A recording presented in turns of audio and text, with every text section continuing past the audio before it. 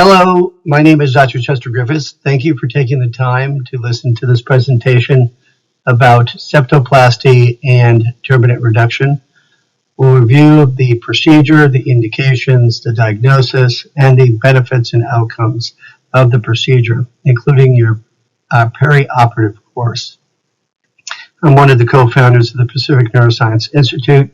I've been practicing on the West Side for 34 years, and I'm currently still teaching at UCLA as an associate clinical professor and am a co-director of the Eye, Ear, Nose, and Throat Centers of Excellence for the Pacific Neuroscience Institute. I'm a diplomat of the American Board of Otolaryngology, Head and Neck Surgery, and a diplomat of the American Board of Facial, Plastic, and Reconstructive Surgery. In that, I am the maxillofacial plastic surgeon for the Los Angeles Kings Hockey Club over the last 22 years. Thus, their logos and insignia proudly displayed, having been the recipient of 2 Stanley Cup rings. But first, I'd like to introduce you to our novel Pacific Neuroscience Institute, Clavicle to Follicle. We have 8 centers of excellence, from brain tumors to brain health. In all these centers, I am one of the co-directors of the Eye, Ear, Nose, and Throat Skull-Base Center, in which I've helped develop and evolve the discipline of brain surgery through the nose over the last 22 years, having performed over 1,000 brain surgeries through the nose with my colleagues, Dr. Daniel Kelly, Garni Barkadarian, and Dr. Siva Kumar. Our concept is a private academics concept, taking the patient care as our central focus, but integrating research and the rigors of development and innovation as a patient-centric model. I'd like to now transition into the health quality of life issues of inability to breathe through your nose and when a septal deviation in turbinate hypertrophy impacts that. Difficulty breathing through the nose leads to mouth breathing, nasal congestion, facial pressure, but most impactfully, it leads to a sleep disturbance, sleep disordered breathing and snoring, headaches, and decrease in athletic performance. Of course, as I stated, I've been in practice over 34 years. I've performed over 3,000 nasal surgeries during this time. Quickly, the nasal septum is the divider of the nose, dividing the 2 sides, right and left sides, or independent sides. Although we think we have one nose, we actually have 2 cavities. This is a CAT scan showing the nice straight septum and the turbinates. And this is the delineation of the midline structure.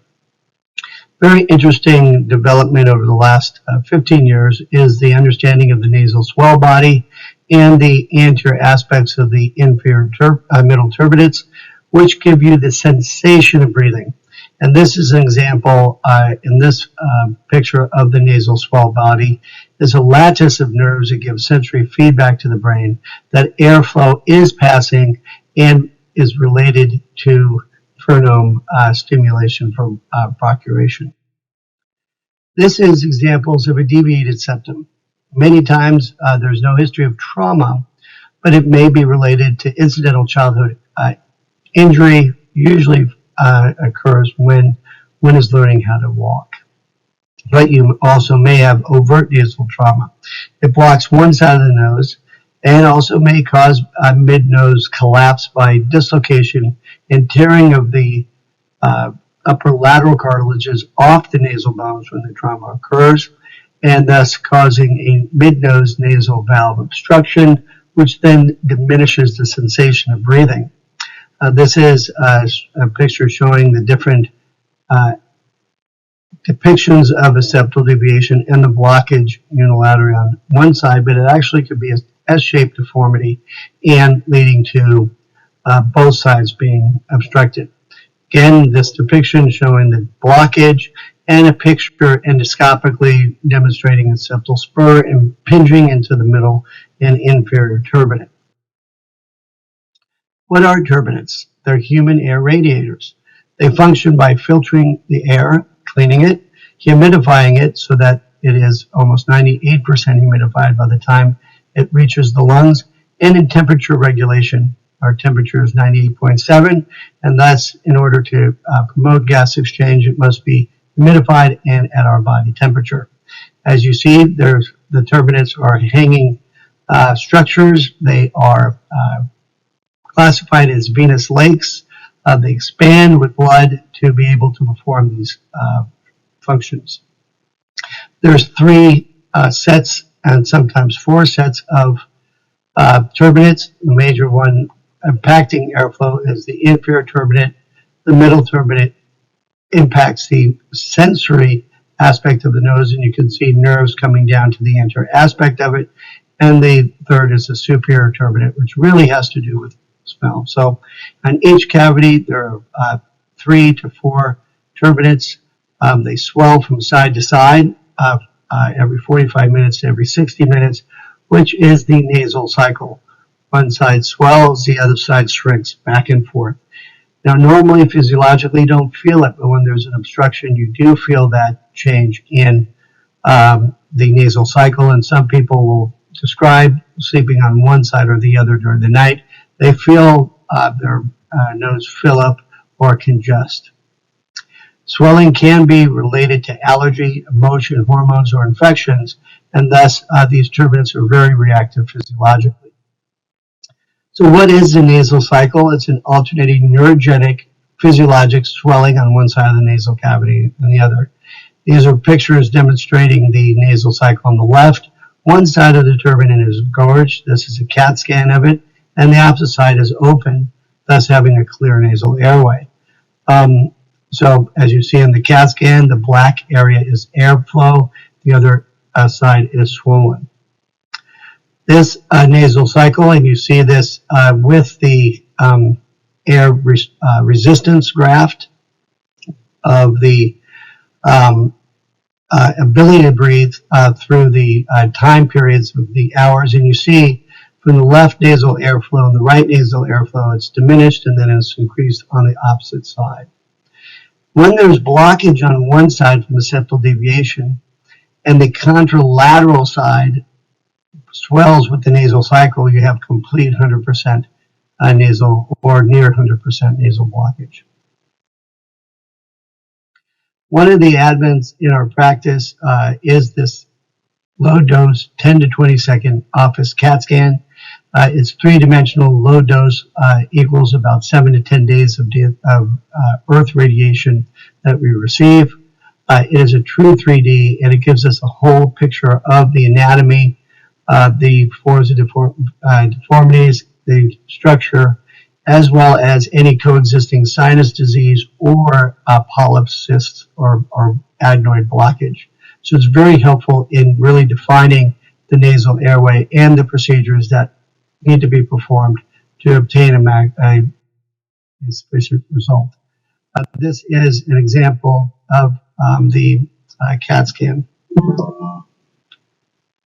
And once again, the septal deviation. This is a septal spur, as you see on these CAT scans, an axial and coronal scan. And this is what's called the concha bullosa.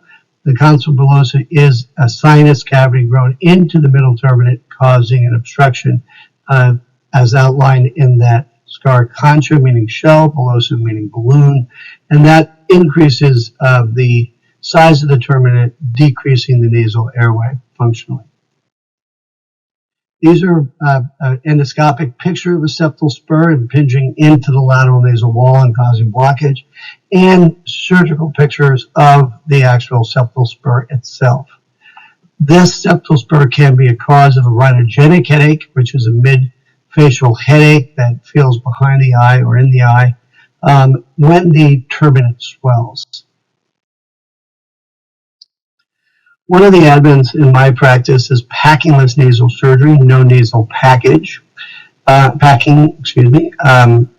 This was originally placed packing to stop bleeding, hematoma formation as a pressure bolster in between the two sides of the nasal septal. For 3 days, it was also placed to maintain the septum in the midline.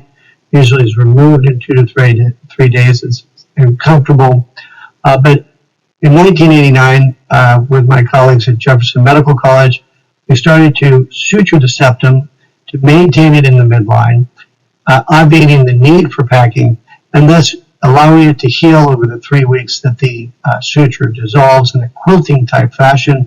And we published this, the alternatives to packing and septorhinoplasty, in the archives of head and neck surgery in 1989. This is an example of a septal deviation, removing 5 pieces to shorten the septum so it fits in the midline, and then suturing the septum back together in a quilting-like fashion, as depicted in our picture and the publication.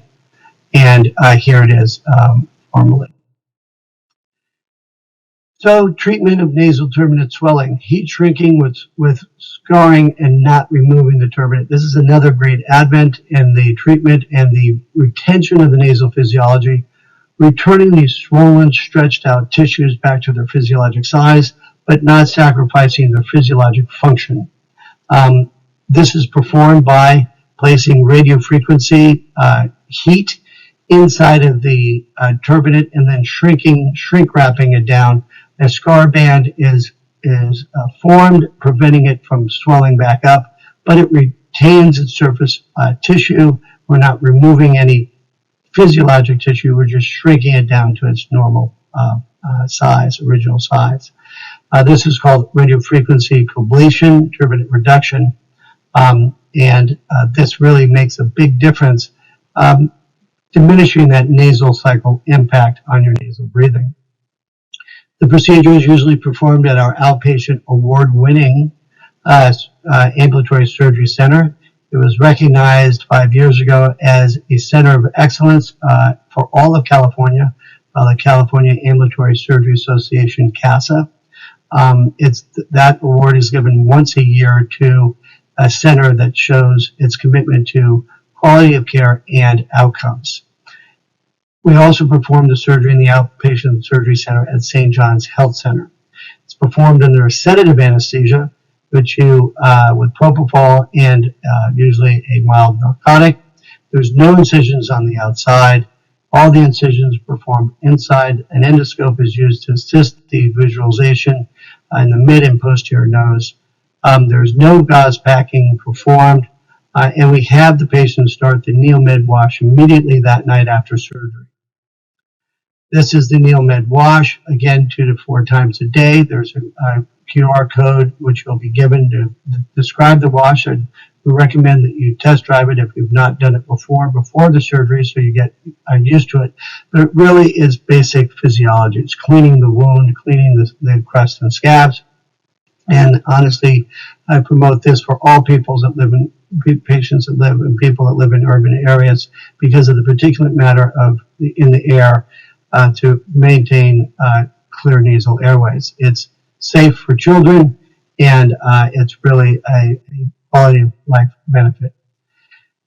After surgery, we have you place mucotoricin antibiotic cream. There's no antibiotics prescribed orally 3 times a day. This is a video describing how to place the cream inside the nostrils. Of course, at room temperature, it's a cream, but at 98.7 degrees, our inner body temperature, it liquefies, and then as you're breathing, it coats the posterior nasal tissues. First, wash the nose, clean all the crust and mucus off the nasal cavity, place the mupirocin. We usually have patients start nasal steroids on day 4 to decrease the swelling, Flonase, Nasacort. No nose blowing immediately after, suck back into the throat for 2 weeks.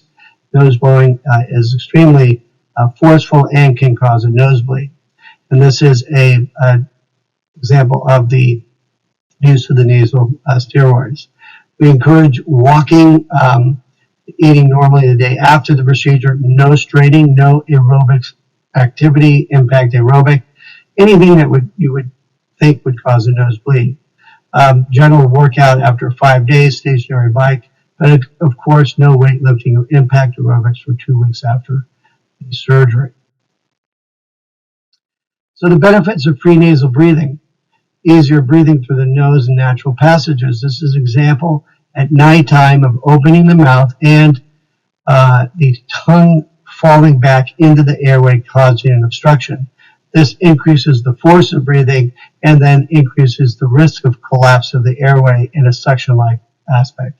So breathing through the nose with your mouth closed is the free natural nasal conduit and improves sleep. It can reduce or eliminate snoring.